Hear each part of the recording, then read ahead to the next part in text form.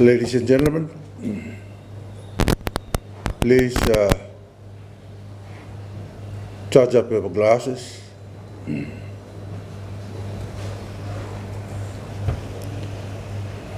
And this evening, I wish to propose a toast to the members of the Republic of Fiji Military Forces 1st Infantry Battalion, known as 𝐏𝐫𝐞𝐬𝐢𝐝, who have successfully completed the United Nations mission to Iraq, known as UNAMI. Thank you for your service and sacrifices, your courage and dedication. The nation recognizes your commitment and sacrifice made in spending time away from your loved ones.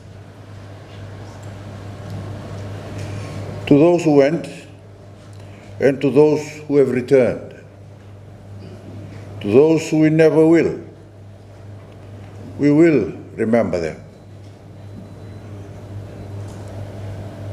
We will remember them. To the 1st Battalion,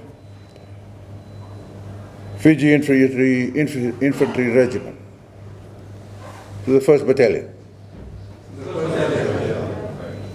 Nagawalep.